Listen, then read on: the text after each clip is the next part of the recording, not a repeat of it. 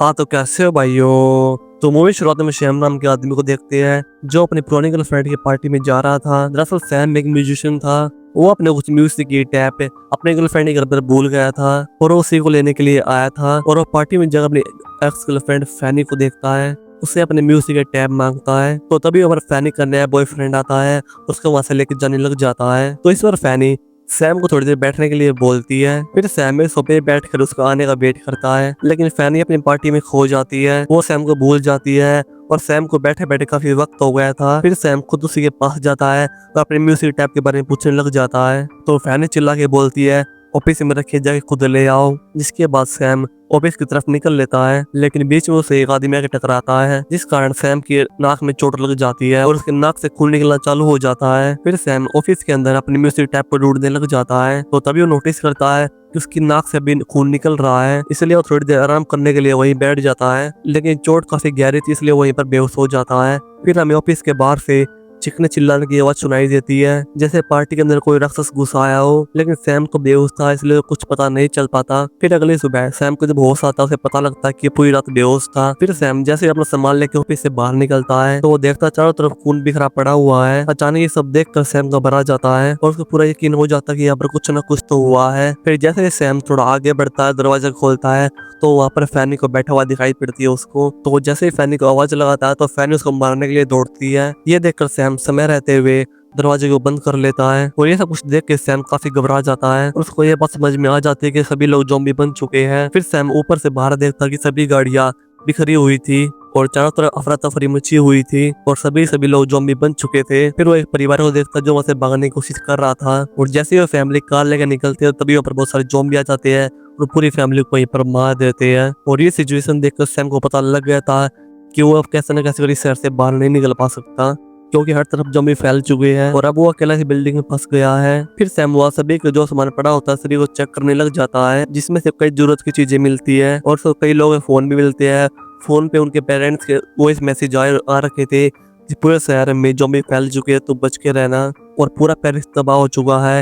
ये देखकर सैम काफी उदास हो जाता है, लेकिन सैम खुद को संभालता है और बिल्डिंग की छत पर जाकर चारों तरफ देखने लग जाता है, जहाँ पर उसे कोई भी हलचल नहीं दिखाई दे रही थी। बस चारों तरफ खून ही खून था और सभी गाड़ियां बिखरी हुई थी। फिर सैम एक कमरे में रहने का डिसाइड करता है, इसलिए वो कमरे का फर्श साफ करने लग जाता है। तो तभी उसको नीचे से गोली चलने की आवाज सुनाई देती है। फिर सैम फर्श पे पकड़ लगा के सुनने लग जाता है, तो तभी एक गोली सैम के पास से छत को फाड़ कर ऊपर आती है। ये देखकर सैम डर जाता है और जहाँ से गोली आई थी वहां से सैम देखने लग जाता है और वो देखता है कि बुड्ढे ने अपने आप को गोली मार ली है। फिर सैम उस फर्श को तोड़ के और नीचे जाता है। सबसे पहले तो बुढ़े आदमी की बॉडी के ऊपर कपड़ा डालता है, तो सैम देखता है कि उस आदमी की वाइफ भी ज़ॉम्बी इन्फेक्टेड थी, इसलिए वो अपनी वाइफ को मार कर खुद को मार लिया है। तो फिर सैम उस बुढ़े आदमी के हाथ से गन लेकर रूम से बाहर आ जाता है और मेन दरवाजे पे जाता है, जहाँ पर बहुत सारे ज़ॉम्बी खड़े होते हैं और सभी ज़ॉम्बी आसमान की तरफ देख रहे होते हैं। तो तभी सैम भाग के जाता है और आराम आराम से उसका दरवाजा बंद कर देता है पूरी बिल्डिंग का।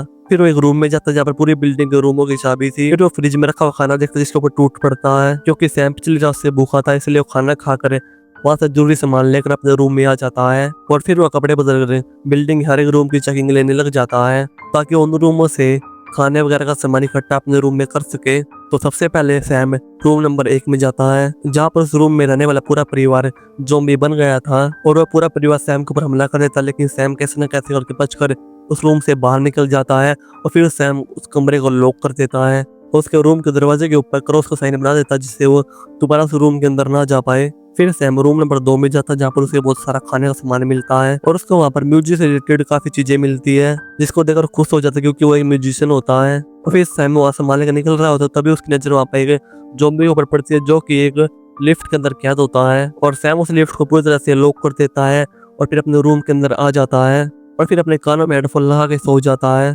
फिर अगली सुबह सैम उठ के देखता है कि ज़ॉम्बी बहुत सारे इधर उधर घूम रहे हैं और सैम को दोबारा कंफर्म हो जाता है कि वो अब यहाँ से नहीं निकल पाएगा। फिर वो इसलिए रूम का हर एक खाना अपने रूम में इकट्ठा कर लेता है, साथ ही अपने रूम की खिड़की के ऊपर अपने दिन को काउंट करने लग जाता है। तो फिर सैम अपने टाइम को पास करने के लिए वहाँ रखे म्यूजिक इंस्ट्रूमेंट को बजाने लग जाता है, क्योंकि उसको पहले से उन चीज़ों का काफी शौक था, इसलिए वो काफी तेज बजाने लग जाता है, जिसके कारण सभी ज़ॉम्बी भाग कर दौड़ के आते उसकी बिल्डिंग के बाहर इकट्ठा हो जाते हैं और इस तरह सिलसिला रोज ही चलता रहता है। और अब सैम को रहते हुए उस बिल्डिंग में पूरा 1 महीना हो जाता है। तो फिर सैम को एक दिन वहाँ से नीचे वाले रूम से बदबू आना शुरू हो जाती है। तो फिर उसको याद आता है कि उस बुढ़े आदमी की और उस औरत की बॉडी बिल्कुल सड़ चुकी है, जिसकी वजह से ये बदबू आ रही है। फिर इसके बाद सैम उस बुढ़े आदमी की बॉडी को छत पे लेके आता है और उसे नीचे फेंकने की कोशिश करता है, लेकिन वो अपना मन बदल लेता है क्योंकि वो एक इंसान था और वो अपने इंसान की बॉडी को वो राक्षसों के सामने नहीं फेंकना चाहता था। तो फिर वो अंदर आता है, उन बॉडी को बेड के ऊपर रख के उनको श्रद्धांजलि देता है, जिससे पता लगता है कि सैम काफी अच्छा लड़का था। फिर वो उस रूम को काफी अच्छी तरह से सीच कर देता है ताकि बदबू बाहर ना आ पाए। और फिर ऐसे कई दिन बीत जाते हैं और ऐसे दिन बीतते बीते सैम को भ्रम होने लग जाता है। उसे अजीबोगरीब चीजें दिखाई देने लग जाती है। तो कभी उसे लगता है कि ज़ॉम्बी उसके ऊपर अटैक कर चुके हैं, तो कभी कुछ। तो ऐसे दिन बीतते जाते हैं और जो ज़ॉम्बी लिफ्ट के अंदर कैद था उसके अंदर और सैम के अंदर काफी अच्छी दोस्ती हो जाती है। सैम अक्सर घंटों तक बैठकर उससे बात किया करता था। फिर एक दिन सैम बच्चों वाले खेलने वाले गन से उन ज़ॉम्बी के ऊपर अटैक करता है, उनके ऊपर स्कोप लगाता है। फिर उसको एक बिल्ली दिखाई देती है जिसको पकड़ने के लिए नीचे आ जाता है और वो बिल्डिंग से बाहर आ जाता है, लेकिन वो बिल्ली कहीं और छुप जाती है और उसके पास नहीं आती। तो फिर सैम उसको पकड़ने के लिए आगे बढ़ता है, लेकिन तभी काफी ज़ॉम्बी सैम के ऊपर अटैक करने वाले होते हैं। लेकिन सैम कैसे न कैसे करके जान बचा कर उसको दोबारा अपनी बिल्डिंग के अंदर आ जाता है और वो अंदर आकर देखता है कि वो बिल्ली एक ज़ॉम्बी के पास खड़ी थी। और इसके बाद उसको उस बिल्ली के ऊपर काफी गुस्सा आता है और उसे मार डालता है। तो तभी सैम नोटिस करता है कि उन ज़ॉम्बियों ने उसके हाथ और पैरों पे काफी खरोच मार दी थी। ये देखकर सैम घबरा जाता है। उसे लगता है कि मुझे लगता है कि अब मैं भी इन्फेक्टेड हो चुका हूँ और मैं अभी ज़ॉम्बी बन जाऊंगा। तो तभी वो शीशे के सामने बैठ जाता है और शॉर्ट गन को अपने गले के ऊपर लगा लेता है ताकि वो जैसे ज़ॉम्बी बने खुद को शूट कर ले, क्योंकि वो नहीं चाहता था कि वो ज़ॉम्बी बने। लेकिन सैम के साथ कुछ ऐसा नहीं होता है। उसको इंतजार करते करते रात हो जाती है, लेकिन उसको कुछ नहीं हो पाता। तो तभी नींद में गलती से उसे गोली चल जाती है, लेकिन गोली उसके गर्दन की थोड़ी साइड से निकल जाती है जिसके ऊपर जाता है और उसकी नींद खुल जाती है। उसे पता लग जाता है कि मैं अभी तक ज़ॉम्बी नहीं बना हूँ। और इसके बाद वो अपने ऊपर जोर जोर से हंसने लग जाता है और ऐसे समय बीत जाता है और सर्दी आ जाती है और सैम अपने सर के बाल भी खुद ही काट लेता है और अकेले रहने के कारण अपने मानसिक रूप से भी थोड़ा सा पागल हो जाता है। फिर एक दिन सैम देखता कि बाहर सड़क पे कोई भी ज़ॉम्बी दिखाई नहीं दे रहा है। एक पल में तो उसे ऐसे लग रहा था कि सभी ज़ॉम्बी ऐसे जा चुके हैं, लेकिन फिर भी कंफर्म करने के लिए वो ड्रम को जोर जोर से बजाता है, जिसकी आवाज सुनकर ज़ॉम्बी वापस आ गए थे, यानी कि ज़ॉम्बी कहीं नहीं गए थे। तो एक दिन सैम रात के समय सो रहा था तो उसको अपने रूम के बाहर दरवाजे के बाहर सीखा होने का महसूस होता है। उसे लगता है कि बाहर कोई ज़ॉम्बी इसलिए गोली चलाता है, लेकिन बाहर कोई ज़ॉम्बी नहीं था, एक लड़की थी। फिर गोली चलाने के कारण वो गोली लड़की को लगती तो नहीं है, लेकिन जो गोली दरवाजे को लगती है वो दरवाजे कुछ कीले उस लड़की के अंदर घुस जाती है, जिसके कारण लड़की काफी तड़पती है। ये देखकर सैम उसको अंदर खींच लाता है और उसका तुरंत इलाज करने लग जाता है, लेकिन वो लड़की बीच में बेहोश हो जाती है। फिर अगले सुबह सैम देखता है कि वो लड़की बिल्कुल सुरक्षित है, उसका होश भी आ गया है। फिर लड़की अपना नाम सारा बताती है और बताती है कि मैं एक छत से दूसरी छत तक यहाँ पर पहुंची हूँ।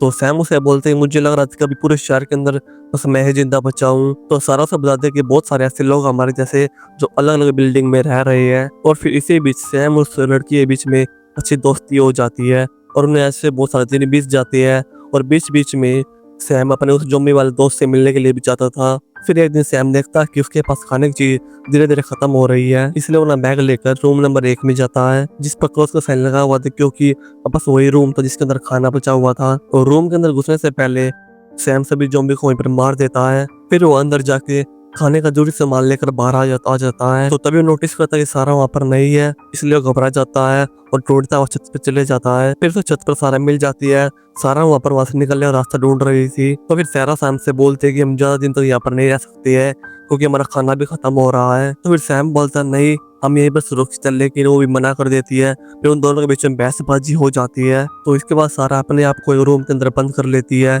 फिर सैम उसके पीछे भागता भागता जाता है, उसको दरवाजा खोलने के लिए बोलता है, लेकिन अंदर से कोई नहीं बोल रहा था। तो फिर सैम उस रूम के अंदर जाता है जहाँ पर सारा का इलाज किया था। तो फिर वो देखता है वहाँ पर सारा मरी पड़ी हुई है। तो फिर सैम को रियलाइज होता है कि वो अब तक जिसके साथ रह रहा था वो सारा नहीं थी बल्कि उसका भरम था। सारा तो उसी रात मर गई थी, उसका अकेलापन दूर करने के लिए उसका भरम हो रहा था। फिर इसके बाद सैम सारा की बॉडी को ढकता है और उसको श्रद्धांजलि देता है। फिर सैम वहाँ से निकलने का फैसला करता है क्योंकि वहाँ पर रहकर पागल नहीं होना चाहता था। फिर वो वहाँ से जाने से पहले अपने सभी म्यूजिक कैप को जला देते क्योंकि वो उसी की वजह से वहाँ पर फंसा है। फिर बिल्डिंग छोड़ने से पहले सैम अपने उसी दोस्त के पास जाता है जो कि लिफ्ट में बंद था और उसको आजाद कर देता है। और एक खुले कमरे में छोड़ देता है। हैरानी की बात तो ये थी, वो ज़ॉम्बी आजाद होने के बाद भी सैम के ऊपर अटैक नहीं कर रहा था, क्योंकि वो सैम का दोस्त बन चुका था और पिंजरे में रहने की वजह से वो काटना भी भूल गया था। तो फिर टैब में आग लगने की वजह से पूरी बिल्डिंग में अलर्ट हो जाता है और सभी इमरजेंसी डोर खुल जाते हैं। तो फिर सैम देखता है कि ज़ॉम्बी बिल्डिंग अंदर घुस गए हैं और ऊपर आ रहे हैं और वो सैम के ऊपर हमला कर देते हैं। तो सैम उनको गोली से मारने लग जाता है और वो कैसे ना कैसे में जान बचाकर दूसरे रूम में आ जाता है, लेकिन वहाँ पर ज़ॉम्बी आ जाता है, लेकिन वो उसे भी वहाँ पर मार देता है। फिर सैम छत पे आ जाता है और वहाँ आने के बाद एक रस्सी होती थी, जिस रस्सी से सारा ऊपर आई थी, उस रस्सी को एक बिल्डिंग से दूसरी बिल्डिंग पे बांध देता है और वहाँ से छलांग लगा देता है। लेकिन छलांग लगाने की वजह से वो सामने वाली बिल्डिंग में टकरा जाता है, जिसकी वजह से वो वहीं पर बेहोश हो जाता है और वहीं पर लटक जाता है। लेकिन थोड़ी देर बाद उसको होश आ जाता है और बिल्डिंग की दूसरी तरफ पहुंच जाता है और वो वहाँ जाके देखता कि काफी बिल्डिंग उस छत पर बारिश का पानी इकट्ठा करने के लिए सामान रख रखा था, जिसका मतलब था अभी काफी लोग जिंदा है और सरवाइव कर रहे हैं। और ये देखकर सैम काफी खुश हो जाता है और यहाँ पर हमारी मूवी खत्म हो जाती है। अगर आपको मुझे अच्छी लगी वीडियो को लाइक करना है, चैनल को सब्सक्राइब करें, बेल आइकन प्रेस करना। मिलते हैं नेक्स्ट वीडियो के साथ।